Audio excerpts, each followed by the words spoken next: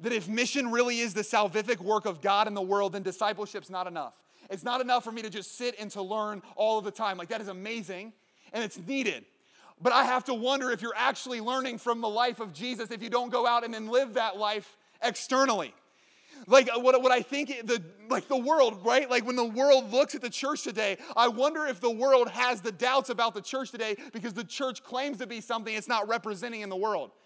Right? Because I remember like going back to college when I was, I think I was a freshman. I wasn't even like, I hadn't even gone through my kind of like conversion process yet, but I was still going to church on Sunday, because I knew how to go through the motions. I knew how to fake it till I make it, because I was Catholic after all, so I could sit at the right time when I look at the other people and stand and kneel at the right time and say the words that I had been memorizing since first grade. But I remember I came home from Mass one Sunday, and there was a friend of mine who was living in the dorm with me at Ohio State, and he's amazing and just an absolute genius.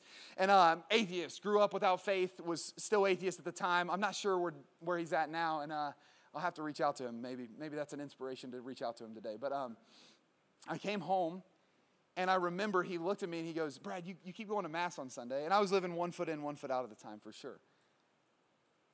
And he's like, and I know we've talked about church before, but can I share with you a reason I think that you're wasting your time on Sundays? I was like, yeah, man, like let's talk about it. And long story short, he kind of like rehearsed with me what the like teachings of the faith were, right? He was just like, am I getting this right? Am I getting this right? So in the Catholic Church, you're suggesting that on Sunday you go to church for an hour, and what you do is you read the word that came forth from God to instruct the people on how to be, and then became the story of salvation for them through Jesus. I said, yes. He said, okay, and then after that, right, there's this sacrament, right, communion, where you actually believe you receive Jesus. Like, actually Jesus. I said, yeah. And he said, okay, and then what the Christians called to do is actually take the Jesus that they've received and be Jesus in the world. Is that right? I said, yes. And he said, well, the reason I think you might be wasting your time on Sunday is I've never seen a Christian enter that building and leave any different than they were when they entered.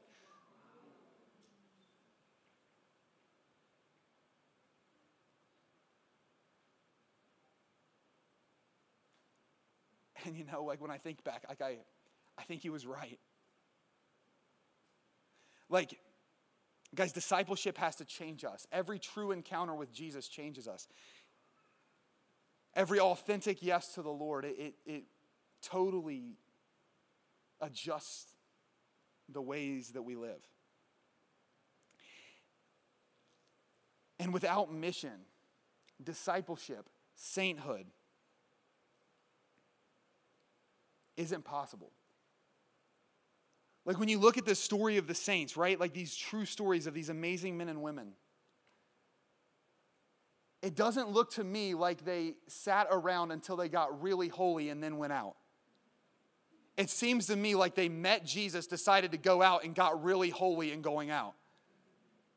Because when you go out and you recognize the world needs something that you can't yet give, you go back to the source who you know can give it. Right? That in discipleship and mission, they go hand in hand precisely because without the other fails to be as significant. And then community. Why community? Because community allows us to have common unity around a way of life that focuses on going out and coming in. The entirety of the gospel can be summed up in 2 words: come and go.